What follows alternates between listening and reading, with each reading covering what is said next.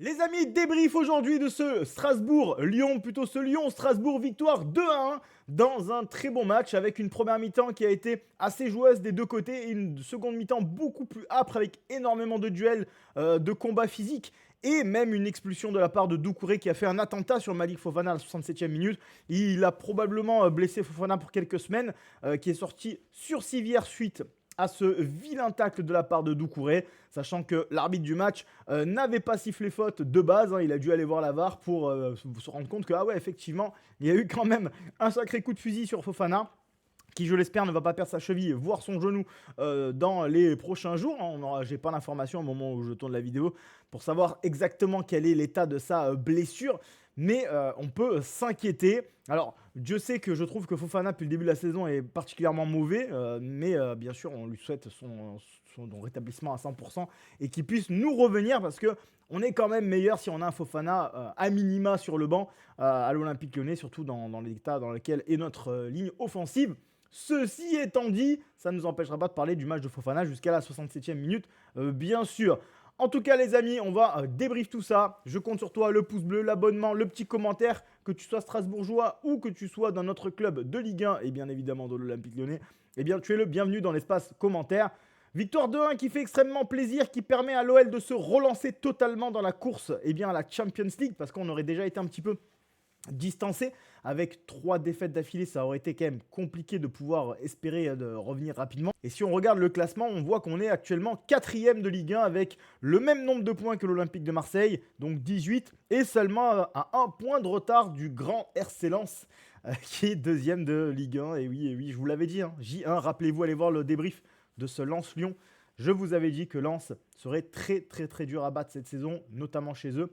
Mais en plus, s'ils prennent des points à l'extérieur, eh bien, ça fait qu'actuellement, ils sont second de Ligue 1 à 1 point du PSG. Donc nous sommes à 2 points du PSG. Si on regarde les statistiques du match, eh bien, on va se rendre compte globalement de ce que j'étais en train de t'expliquer. L'OL n'a pas du tout volé sa victoire. L'OL mérite amplement sa victoire sur l'ensemble du match. On a globalement dominé l'équipe de Strasbourg, même si on a eu quelques situations un peu délicates, mais rien non plus de très flagrant côté strasbourgeois.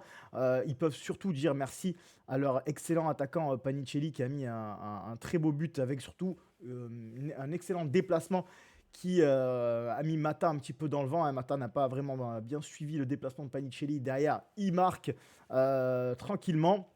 C'est dommage, mais ils ont un très bon attaquant, donc ça malheureusement, nous, on ne l'a pas. Nous, on a Satriano qui est particulièrement mauvais, qui a fait une entrée, encore une fois, désastreuse, mais on aura l'occasion d'en reparler. 48-52 en termes de possession, 1,48 d'XG à 0,49, 8 tirs à 7, 3 tirs cadrés à 2. Donc, comme tu peux le constater, c'est quand même une ligne statistique qui est globalement en faveur de l'Olympique lyonnais. Et malgré le fait qu'il soit passé à 10 contre 11 à la 67e minute, hein, avant, c'est globalement ce qu'on a vu tout le match, qu'il soit à 10 ou à 11, eh bien la physionomie était globalement la même. Bien évidemment, on aurait peut-être eu plus de mal à marquer ce second but s'ils étaient restés à 11 sur le terrain, mais enfin Doucouré avait qu'à pas envoyer un coup de sécateur sur notre Malik Fofana national. Hein, les amis, ça c'est le problème de votre petit Doucouré qui a complètement pété une gyrite sur cette occasion. On va regarder un petit peu la compo lyonnaise. On était donc du coup sur un classique 4-2-3-1 avec retour sans attaquant, sans numéro 9, avec une ligne offensive composée de Karabec, Tolisso, Fofana, Sulch, Tessman et Morton en 6 et derrière bien sûr Aemen, Mata, Niakate, Tagliafico et Griff en cage. À noter que globalement, j'ai trouvé que Aemen a fait encore une fois un match assez mauvais, malgré la notation de ce site. Hein, même, ne vous fiez pas à ces notes-là. En général, elles sont assez biaisé. On a Karabec que j'ai trouvé lui aussi assez en dedans durant cette rencontre. Je l'ai très peu vu, très peu présent dans les phases offensives. Il a certes fait un travail défensif plutôt intéressant, mais offensivement il a été inexistant. Bon Tolisso, Tessman, Morton ont fait aussi un bon match, même si j'ai trouvé Morton légèrement un temps en dessous aux alentours de la deuxième partie de la première mi-temps. Mais il est bien sûr présent sur cette magnifique passe sur le but de Fofana. D'ailleurs, je ne sais pas s'il a été donné à Fofana ou contre son camp. contre son camp de Doucouré. Finalement, ça a été sa soirée, mais magnifique passe de Morton sur la frappe contrée de Fofana qui permet de mettre le but de l'égalisation. Tessman a été aussi plutôt intéressant, même si je l'ai un peu moins vu offensivement. Il a eu beaucoup de travail défensif à faire. Niakate, patron derrière, vraiment le meilleur de cette ligne de 4. Mata a été plutôt moyen, déjà sur le premier but. Malgré tout, il est coupable. Il a eu quelques petites approximations. C'est pas un match nul de matin, c'est un match moyen. Voilà, il a fait un match correct, sans plus. Mais on l'a eu connu meilleur. Mais en même temps, il avait un sacré client. Avec Panicelli, notamment du côté de Strasbourg. Mais Niakate lui a été encore une fois, et cette saison, il faut le reconnaître, c'est notre meilleur défenseur, clairement. Tagliafico, lui, comment dire, on aimerait tous avoir un Tagliafico dans son équipe. C'est le joueur qui, quand tu l'affrontes, bah tu le détestes, tu le détestes. C'est la petite Sassa, hein, c'est la petite Sassa, il est là, des petits coups, il essaie de te faire péter un câble. Je pense notamment à la dernière action sur Doué, où Doué l'envoie balader parce qu'il en a marre, il en peut plus de Tagliafico. C'est les Argentins.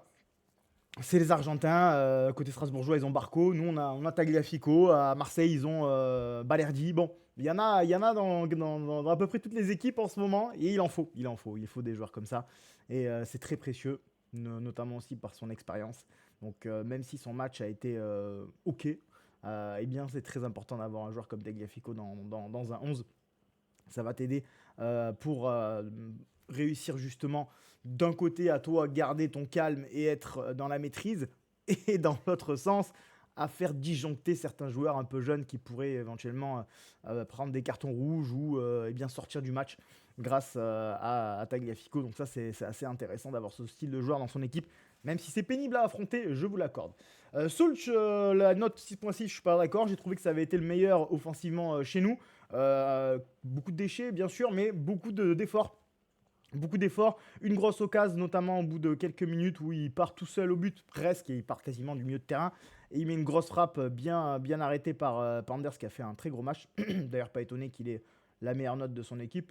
Ça a été pour moi le meilleur joueur du côté de Strasbourg avec Panicelli. Mais on y reviendra après. Donc vraiment assez satisfait du match de Soulch. Je pense qu'il devrait être titulaire dans les prochains matchs avec l'OL, faute de mieux. Je l'ai trouvé intéressant. Alors il réussit pas tout ce qu'il fait, pardon. Mais dans ce rôle d'hybride, j'ai bien aimé. Je pense que cette compo est probablement celle qu'il va falloir aligner le plus souvent du côté de Fonseca. Fofana, jusqu'à sa blessure, et on lui souhaite de revenir très rapidement, eh bien encore une fois, ça a été insuffisant, comme depuis le début de la saison. C'est extrêmement moyen, Fofana, voire mauvais sur certains matchs, et aujourd'hui, je l'ai trouvé inexistant. Bon, il marque le but, qui est un but finalement qui est accordé à Doucouré, mais qui est surtout à mettre pour Morton. Hein, c'est Morton qui fait une excellente passe. T'as Fofana qui va simplement récupérer le ballon, et d'ailleurs il fait un mauvais enchaînement selon moi. J'ai eu peur qu'il la loupe, et derrière c'est contré par Doucouré la met dans ses cages. Donc je peux pas vraiment dire que c'est Fofana qui est à l'origine de ce but, c'est plutôt Morton. Et globalement sur l'ensemble du match, il a été inexistant, comme très souvent depuis le début de la saison, trop souvent malheureusement. Et surtout Moreira est rentré à sa place, et Moreira, les amis, nous a gratifié d'un banger. Frappe enroulée, les amis, à l'entrée de la surface de réparation en lucarne. Magnifique le but de Moreira qui nous permet de gagner 2-1 cette rencontre. Vraiment, la différence entre Moreira et Fofana sur ce match-là et le match précédent où il marque aussi est assez flagrante. Alors, Fofana a probablement plus de talent intrinsèque que Moreira, mais on a un Moreira qui joue, qui se pose pas de questions, qui court, qui tente, qui échoue, qui revient, qui repart, qui est actif sur le côté, ce que Fofana n'est plus depuis la journée 1 de Ligue 1. Et il est récompensé par son but en Europa League et son but magnifique, les gars, si vous ne l'avez pas vu, allez le voir, de Moreira pour nous permettre de remporter ce match 2-1. Côté strasbourgeois, j'ai bien aimé Panicelli, je t'en ai déjà parlé, je l'ai trouvé excellent devant, un peu esselé. Enciso, vraiment moyen, je suis assez déçu d'Enciso pour le coup. Et Panders qui a été très bon avec de nombreux arrêts à mettre de son côté. Et Doucouré des grands soirs qui nous a gratifié d'un but contre son camp, et surtout de ce tacle absolument terrible sur Malik Fofana. Notez aussi le coaching de Fonseca, hein, forcément, avec l'entrée de Satriano et de Ghezal, qui sont des entrées absolument catastrophiques, hein, il faut le dire, hein, catastrophiques en même temps. Moi, Ghezal, hein, ce mec-là, je veux plus le voir jouer à Lyon. Enfin, je vous en ai déjà parlé dans ma dernière vidéo. Ce mec était nul à 20 ans, et ce mec a 40 piges, j'abuse, il en a 30 et des boîtes, il est encore pire, il est nul. Ce joueur est nul en fait. C'était une très mauvaise idée d'aller le chercher, il sert absolument à rien. Et j'espère qu'on s'en servira même pas de joueur pour rentrer, parce qu'il est absolument terrifiant dans sa nullité, il n'apporte rien. Et en plus de ça, il nous coûte des points, parce qu'il y a plusieurs matchs où il est rentré, où il a eu des pertes de balles extrêmement importantes, qui nous ont coûté soit le fait de ne pas pouvoir marquer, soit le fait de prendre des buts ou des occasions par la suite. Et ça, c'est bien imputé à Rachid Ghezal, que je trouve vraiment horrible. Voilà, je n'aime pas Rachid Ghezal depuis qu'il est à l'Olympique Lyonnais. Je ne l'aimais pas encore une fois quand il avait 20 piges. Et ce joueur n'a pas changé, il est devenu de plus en plus mauvais, donc forcément je ne l'aime toujours pas, donc il n'a rien à faire ici, ça, il m'énerve, dès que je le vois ça m'énerve. Ça m'énerve de le voir jouer, je pense qu'on a quand même mieux, quitte à faire rentrer des joueurs. J'aimerais plutôt voir les gamins qu'on a au centre, plutôt que de voir Ghezal rentrer qui n'apporte strictement rien. Et pareil pour Satriano, qui est absolument terrifiant de nullité.